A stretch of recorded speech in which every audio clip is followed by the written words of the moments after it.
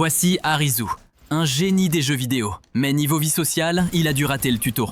Avec ses deux potes, Karube qui règle ses problèmes à coups de poing et Chota dont le stress est une compétence passive, il passe ses journées à glander à Shibuya. Sauf que ce jour-là, après une petite planque dans des toilettes publiques, classe non, ils ressortent. Et surprise, Tokyo se transforme en terrain de jeu post-apocalyptique. Plus un bruit, plus un humain. Même les pigeons se sont barrés. Pas le temps de respirer, un bâtiment les invite à participer à un jeu. Difficulté, 3 de trèfle. Les règles, simples. Choisir la bonne porte. Vivre ou mourir. Facile, non? Eh bien pas pour le premier candidat, qui se prend un laser orbital en pleine tête. Oui, ici perdre, ça veut littéralement dire crever. Panique générale, cris, sueur froide, mais Arizu a enfin trouvé un endroit où son cerveau sert à quelque chose. Grâce à sa mémoire de gamer, il reconstitue le plan du bâtiment, trouve la bonne sortie et guide ses amis vers la survie. Résultat, ils s'en sortent. Première victoire. Mais à peine remis de leurs émotions, une vérité s'impose. Bienvenue à Borderland. Ici tu joues ou tu meurs. Nos 4 survivants respirent encore. Mais dehors, le monde ressemble à un décor abandonné, version Walking Dead, mais sans les zombies. Tous les appareils à puce sont morts. Blackout total. Par contre, les vieilles reliques fonctionnent encore. Radio, flingue, couteau, le starter pack Mad Max. Leur visa affiche 3 jours restants. Chota et HS, jambes grillées. Shibuki joue l'infirmière sexy, mais c'est surtout la reine des manipulations. Arisu et Karube, eux, filent droit vers le prochain jeu. Nouvelle partie, le 5 de pique. Catégorie physique, un immeuble façon escape game, mais ici, rater la sortie, c'est signer ton arrêt de mort. 20 minutes pour trouver la salle sécurisée. Sinon, une bombe explose. Et voilà la chose. Masque flippant, AR-15 qui crache du métal, zéro humour. Les joueurs tombent comme dans un battle royale mal équilibré. Karube fait la part et prend une balle, il est blessé. Pendant ce temps, Arisu active son mode Google Maps. Il pige que la chose tire sur un joueur collé à une porte. La salle 406, jackpot. Mais il reste 3 minutes.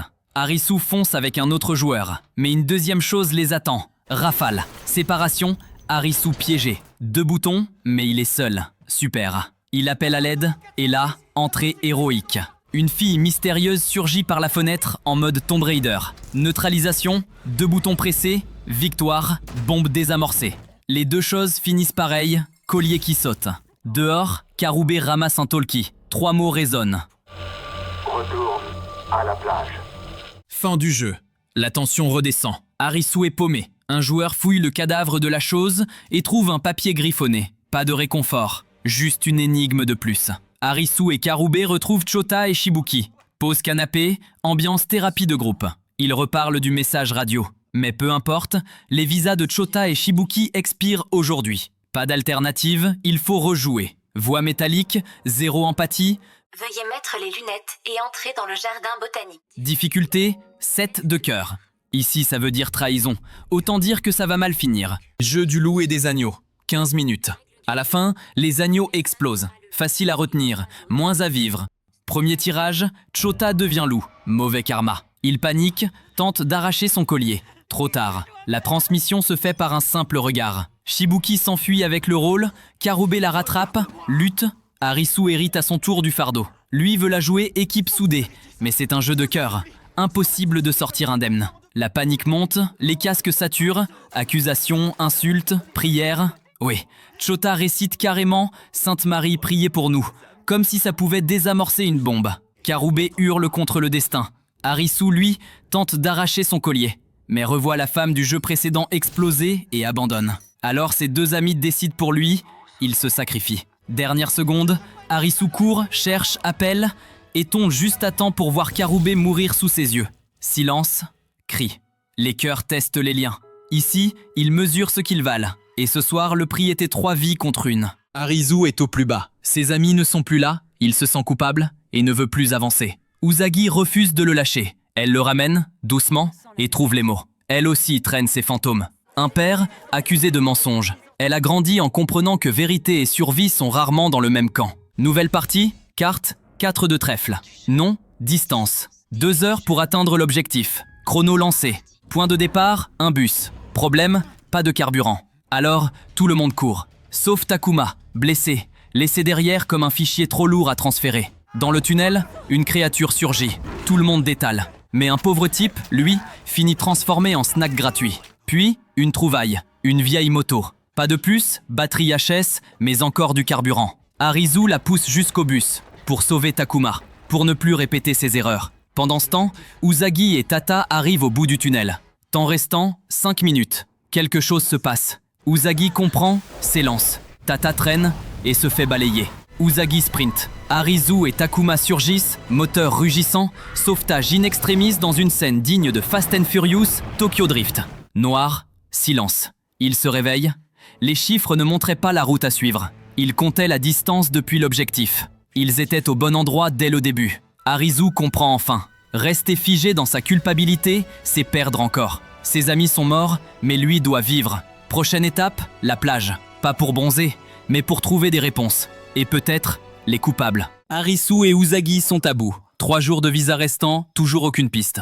Mais Arisu s'accroche à une rumeur. Un lieu appelé la plage. Un détail les accroche. Des joueurs portent des clés de casier au poignet. Ils suivent la piste, la légende prend forme. Objectif ultime, rassembler les 52 cartes. Si ça marche, une seule personne pourra quitter ce monde. Sur le mur, la collection avance, mais le puzzle reste incomplet. Ici, les règles sont claires. Maillot obligatoire, toutes les cartes pour la communauté, trahison égale mort. Électricité, piscine, cocktail, ambiance Ibiza post-apocalyptique. Bienvenue à la plage. La fête bat son plein, musique et alcool en open bar. Puis le chapelier arrive pour lancer les jeux, top départ. Au détour d'un couloir, Kuina et tiens, ce vieux renard de Shishiya. Les jeux s'éparpillent partout en ville. Beast Hunter, un tigre sur un carrousel. Disneyland version Hunger Games. Treasure Hunt, des gens qui courent partout. Ok. Human Elevator, 2 malchanceux suspendus dans le vide. Tu lâches, tu meurs. Bingo, Usagi, trouver des numéros avec une allumette. Et là, un gars chelou découpe le tigre au sabre. Normal. Puis le jeu central, Light Bulb.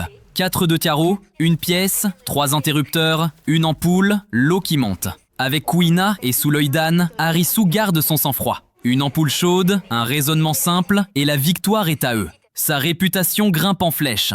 Revers de fête, Aguni veut embarquer Usagi de force. Arisu s'interpose, tension maximale. Jusqu'à ce que le chapelier débarque et rappelle qu'ici, c'est lui le chef. Réunion exécutive, mur de cartes, stratégie, probabilité et obsession, le 10 de cœur. Arisu et Usagi sont désormais intégrés à la plage. Un chapelier mégalo d'un côté, Aguni et ses militants de l'autre, et au milieu, eux. Coincés entre fête, parano et carnage en libre service, par la voix du chapelier, la plage se rêve en utopie. Ils promettent une seconde plage, un pays de l'espoir. Réveil difficile pour Arisu, mais il faut trouver des infos. Rumeurs en vrac. Plus tu t'éloignes, plus ça devient la jungle. Les arènes, uniquement à Tokyo. Ceux qui ont tenté la mer auraient fini grillés. Monde entier disparu. Ou juste eux. Même Captain America ne se pointe pas. Conclusion, on ne s'échappe pas. Arisu, lui, veut des réponses. Qui organise les jeux? Qui a tué Chota et Karube? Il veut sortir vivant. Et surtout que Usagi rentre. Shishiya et Kuina proposent de changer l'état des choses. Le charisme du chapelier tient tout ça, mais ça va exploser. Objectif, voler les cartes et filer. Puis coup de tonnerre, le chapelier est mort. Niragi parade. Démocratie à main levée, intimidation en bonus. Aguni s'impose. Nouveau règne. Obéissez, vivez pour moi, mourrez pour moi. Plan lancé. Arisu infiltre la suite royale. Shishiya pense connaître le code. Devant le coffre, 8022. Échec. Pris en flagrant délit, il pense que Shishiya l'a trahi. Il se fait passer à tabac et emmener. Puis, attaché, yeux bandés, laissé à l'horloge de son visa. À part, Shishiya et Kuina. Le papier n'était pas un code, mais un dessin. Il trouve le vrai coffre, rafle les cartes, assume le sacrifice d'Arisu. Kuina encaisse, amer. Niragi déraille, un peu comme Internet sans modérateur. Sans loi, place aux pulsions.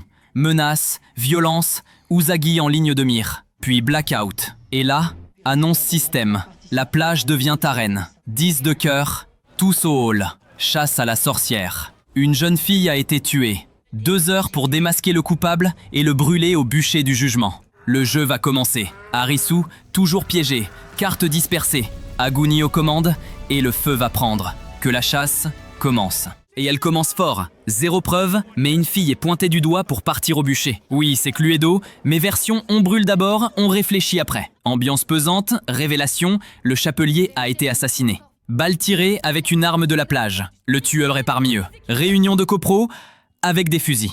Aguni balance l'ultimatum. Que la sorcière se dénonce, sinon tout le monde finira au bûcher. Niragi et ses gars lancent la battue dans l'hôtel. Ça court, ça frappe, ça crame. Personne ne cherche vraiment une sorcière, juste une excuse. Pendant ce temps, Usagi s'élance à la recherche d'Arizu, coincé dans le bâtiment principal. Kuina croise Anne, ex-flic, qui sort un tuto criminologie. Superglu, cacao, scotch.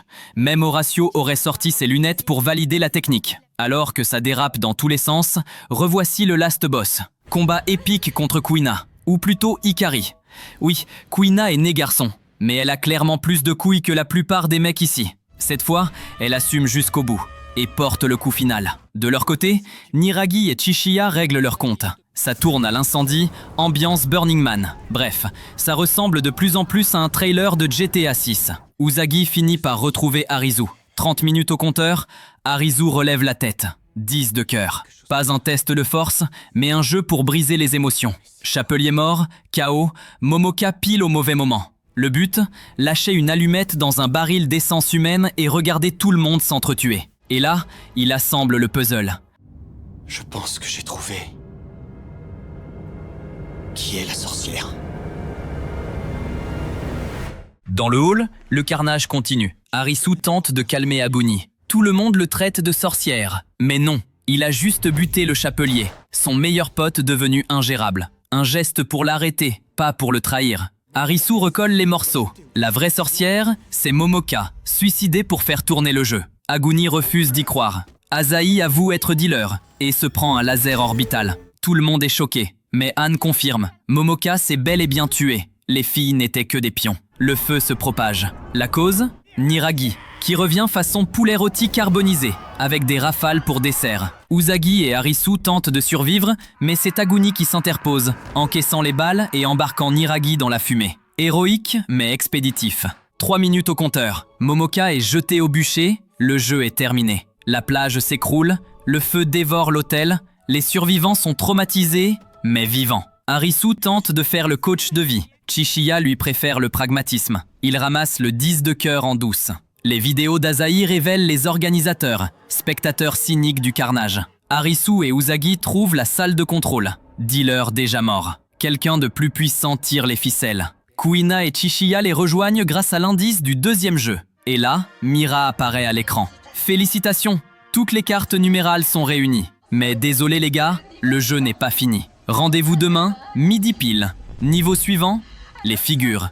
Les survivants ont passé un cap. Mais l'enfer ne fait que commencer. Prochaine étape, défier les cartes royales. Plus que jamais déterminé, le voile se lève peu à peu.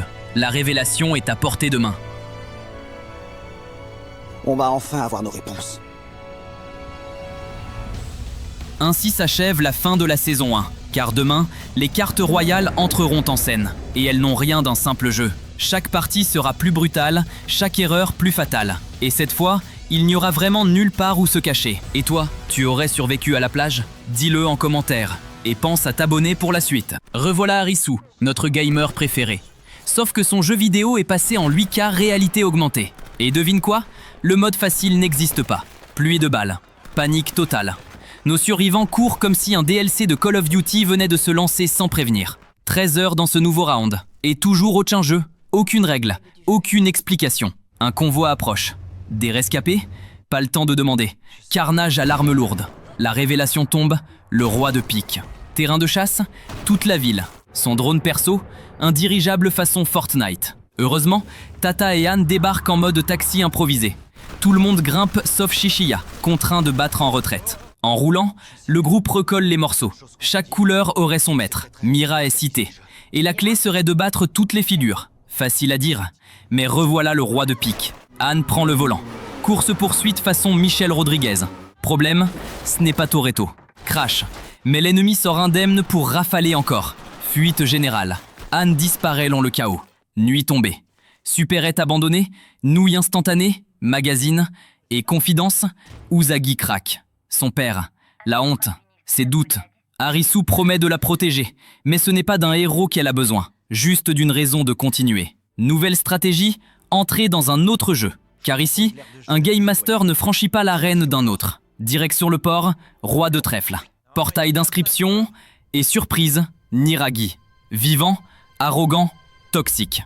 Mais impossible de refuser. Inscription terminée. Dans l'arène, le roi de trèfle, Kyuma, nu comme un ver, fier, entouré de ses apôtres. Provocation, philosophie naturiste et révélation finale, ils ne sont pas des joueurs, mais des citoyens de ce pays. Kyuma, roi de trèfle et philosophe exhibitionniste, présente le jeu Osmose. 3 façons de marquer. Combat, tu touches, tu prends plus 500, mais tu ignores le score de l'adversaire. À 2, les points se cumulent. Coffre, 6 planqués, de 500 à 3000 points. Base, jackpot à plus 10 000, mais le gardien à points infinis. Si ton score passe sous 0, laser orbital, fin de partie. Bonus sadique. Après un duel, tu es inactif jusqu'à ta base. Et toucher un hors-course t'électrocute. Arisu distribue les rôles. Tata garde la base avec le minimum. Les rapides ont peu, les lents plus, et chacun part en binôme. Top départ pour 2 heures. Début idéal. Kuina trouve un coffre, plus 2000. Puis 2 duels gagnés, plus 3000, plus 4000, puis encore plus 5000. Au tableau, plus 6000 d'avance. Prometteur. Sauf que Kyuma riposte. Attaque groupée. 3 alliés montent à 10 000 points chacun. Shitara, lui, finit carbonisé par un laser orbital. Bascule net, les challengers passent derrière de 4000 points. Puis c'est la descente. Coffre perdu, duel raté, moins 4500, moins 5500, moins 7000, jusqu'à moins 12 000. Pendant ce temps, Kyuma balance ses maximes. La peur enlève les masques, la mort révèle la vérité. Bref, Paulo Coelho en version naturiste. Arisu tente le tout pour le tout, attaquer la base. Usagi fait diversion, Arisu est stoppé par Kyuma, mais Niragi, en sang, réussit l'impossible. Base touchée, plus 10 000 points. L'écart tombe à moins 2000. Kuina tente aussi, stoppé par Maki, retour à moins 3000. Kyuma campe alors à sa base, intouchable. Timer, 20 minutes. Fin de course, Usagi déniche le dernier coffre. Plus que 500 points les séparent. Arisu remercie Tata pour tout ce qu'il a fait et repart à l'assaut.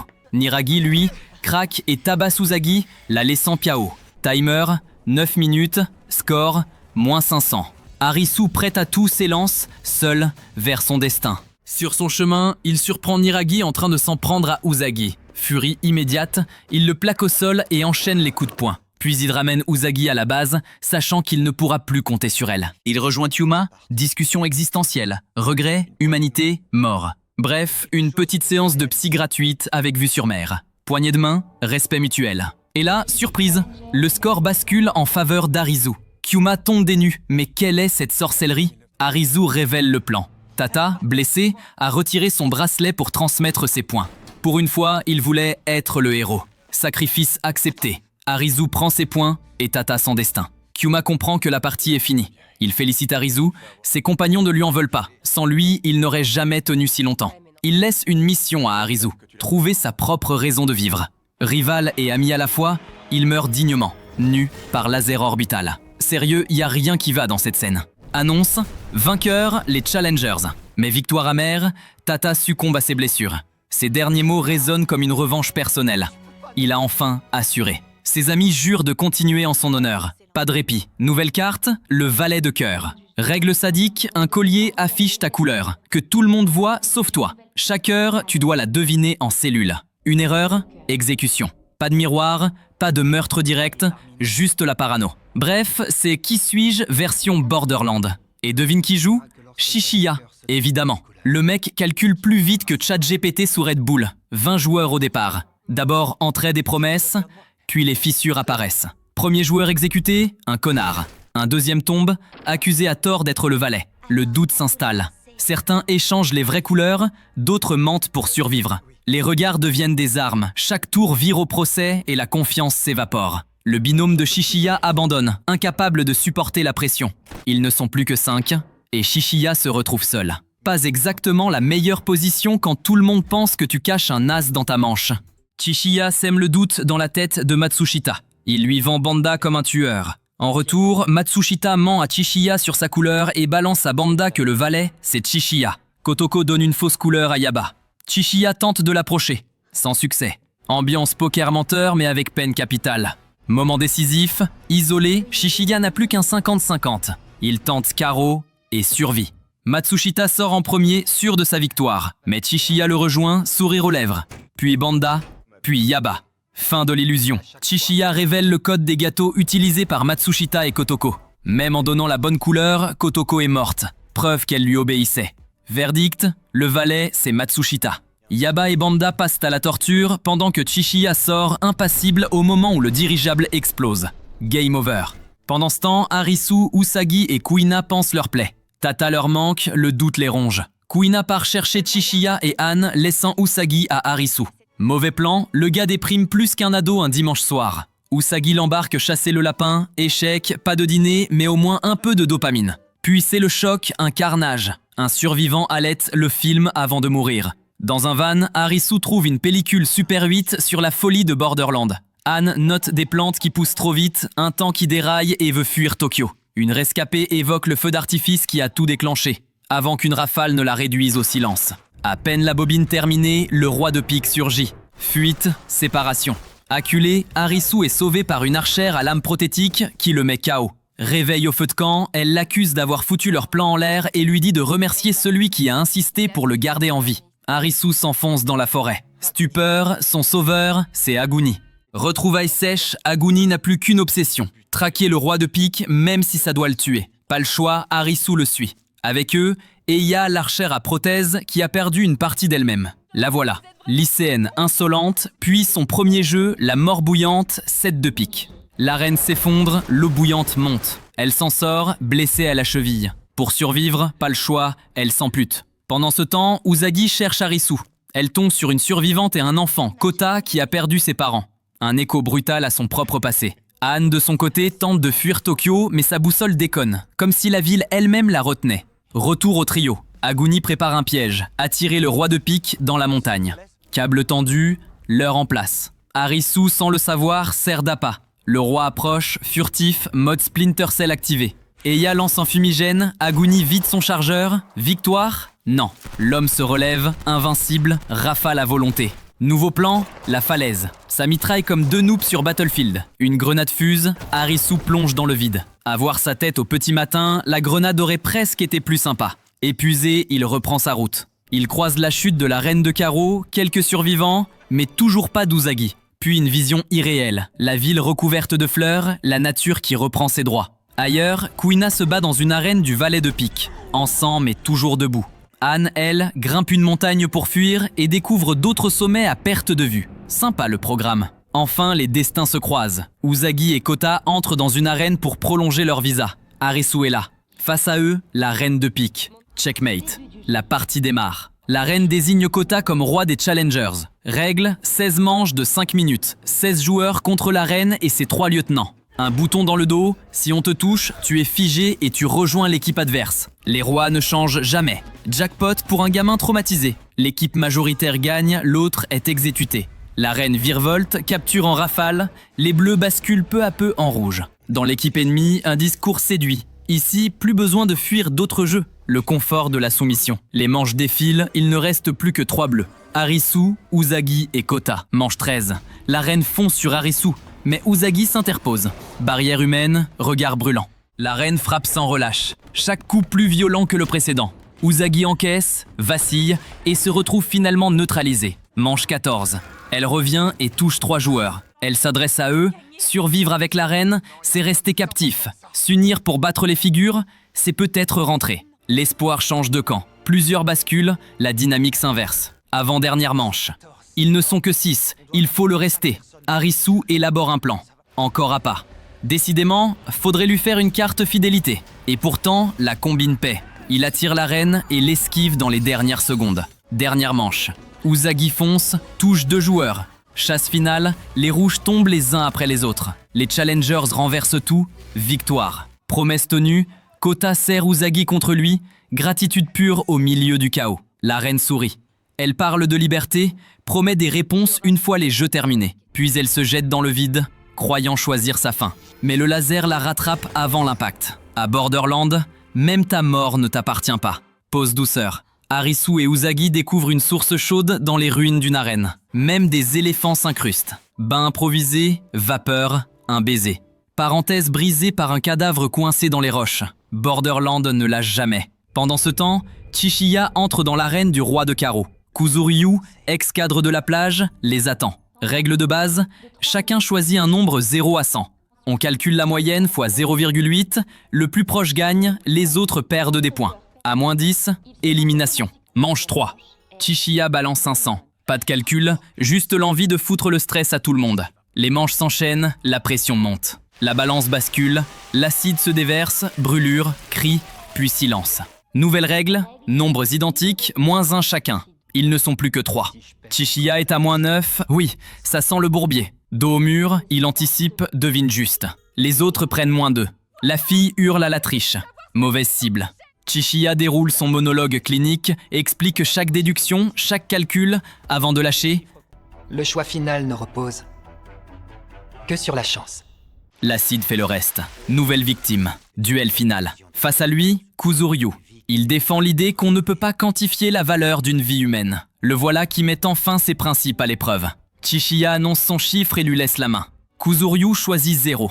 Acte de foi, refuser d'affirmer que sa vie vaut plus qu'une autre. Résultat, Chishiya gagne, un peu jaloux de son adversaire. La fin se rapproche. Arisu et Usagi le savent, chaque pas arrache un pan de vérité. Les derniers jeux s'enchaînent dans Tokyo, chacun plus cruel que le précédent. Le valet de trèfle, accroché à une corde, objectif, faire tomber ton adversaire. Le valet de carreau, une partie de mahjong A4. Perso, j'y comprends rien. Le roi de cœur, une course contre un monstre planqué dans un labyrinthe. Et puis la dame de trèfle, le jeu de la cible. Surprise, Kuina et Anne y participent. Balle en main, réflexe affûté, elles arrosent leurs adversaires. Victoire, elles en sortent plus déterminées que jamais. Il ne reste plus que 2 figures, le roi de pique et la dame de cœur. Retour à Shibuya, là où tout a commencé. Arisu se tient devant l'immeuble où il était avec Chota et Karube quand tout a basculé. Chishiya le rejoint. Problème, Niragi aussi, évidemment. L'enragé tire sur Chishiya, le clouant au sol. À moitié mort, il veut encore jouer une dernière fois. Un vrai remake du Bon la Brute et le Truand version Borderland. Usagi arrive, Niragi lui tire dessus. Arisu réplique mais Chishiya s'interpose. Une première pour lui. Agir non par calcul mais par instinct. Pas le temps de souffler, que le roi de pique entre en scène. Kuina et Anne rejoignent le groupe en panique. Et là, festival, bastos à volonté. Une voiture tente de le broyer, échec total. Même brûlé, il se relève. Arrache sa cape, retire son masque, visage balafré, regard de tueur. C'est Terminator le gars. Tout le monde se planque. Eya les rejoint, Aguni n'est pas loin. Ils comprennent vite, en terrain ouvert, impossible de l'abattre. Plan de fortune, l'attirer dans une ruelle, couper ses munitions. Kuina sort une bombe artisanale au kérosène, cadeau signé Chishiya. Arisu fouille une droguerie, aligne les aérosols, cocktail explosif. Pendant ce temps, ça saigne. Eya prend une rafale, pareil pour Anne. Kuina attaque, mais finit plantée comme une victime dans Scream. Usagi tente de la sauver, mais prend cher à son tour. Aguni, à bout de force, ramasse une balle, rampe jusqu'à son arme, recharge et tire, encore raté. Arisu prend le relais. Il attire le roi dans la boutique. Aguni surgit, pousse le monstre à l'intérieur. Arisu balance la bombe, Aguni tire. Déflagration. Silence. Puis au milieu des débris, le roi gît au sol, dans un sale état. Dans un geste presque humain, il pend son arme à Aguni. L'invite à finir le travail. Un tir. Cette fois, c'est terminé. Aguni reste là, arme en main, prêt à se suicider. Mais une vision du chapelier surgit. Vivre, c'est le vrai combat. Alors il baisse l'arme et décide de vivre. Autour, Eya, Anne et Kuina survivent, mais trop amochés pour continuer. Alors que s'effondre, Arisu et Usagi avancent. Il reste une carte à jouer. Un dirigeable, un dernier boss. Ils grimpent jusqu'au toit et découvrent un terrain de croquet. Au centre, Mira. Sourire tranquille, regard glacé. La dame de cœur les attend. Et cette fois, plus de fuite possible. Après les fusillades et les explosions, voilà que tout se termine autour de maillets et de boules en bois. Mais l'arme de Mira, ce n'est pas son maillet. C'est son esprit. Règle du jeu, simple. 3 manches, il suffit de ne pas abandonner. Ça sent évidemment l'arnaque. Mira remporte la première. Arisu arrache la deuxième. Puis elle impose une pause T. Sérieux ? Après avoir flirté avec la mort, la tension psychologique et l'horreur des jeux, on passe de Battle Royale à une après-midi chez Stéphane Bern ?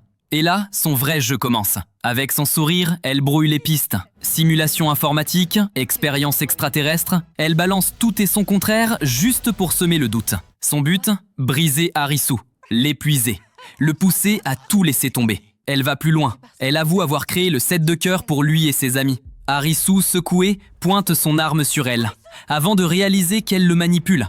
Alors Mira sort son dernier atout, l'hôpital. Harisu hallucine. Elle apparaît en blouse blanche, lui explique qu'il délire depuis la mort de Karube et Chota, qu'il doit juste avaler ses cachets. Il vacille, prêt à tout abandonner. Mais Usagi refuse. Elle s'ouvre le poignet, le sang jaillit. Elle l'appelle, s'écroule près de lui, répète qu'il doit se réveiller. Mira pense avoir gagné. Mais Harisu tend son bras, non pas pour les cachets, mais pour toucher Usagi. Il veut être avec elle. C'est cette force, celle de l'amour naissant, qui brise l'illusion et le ramène. Alors il reprend pied. Mira, étrangement touchée, lui tend un mouchoir, puis propose de finir la partie. Ensemble, ils jouent. Mira remporte la 3e manche, mais qu'importe. Le jeu est terminé. Elle parle encore de liberté, promet des réponses une fois tous les jeux achevés. Puis, comme toutes les figures avant elle, le laser tombe. Le dirigeable explose. Et Tokyo s'embrase dans un feu d'artifice final. Mais tout n'est pas fini. Les survivants doivent choisir. Devenir citoyens de Borderland ou refuser et rentrer. Un à un, les survivants refusent de rester. Leur visage raconte la douleur, la fatigue, mais surtout l'espoir de rentrer enfin chez eux. Tous déclinent l'offre de Borderland, sauf Banda et Yaba, qui choisissent la citoyenneté, presque avec délectation. Alors la vérité tombe. Ce n'était ni un rêve, ni une simulation. Ce que tous avaient pris pour un feu d'artifice à Shibuya, c'était un météore. L'explosion a détruit la ville. Ceux qui sont venus ici étaient cliniquement morts. Borderland n'était qu'une salle d'attente.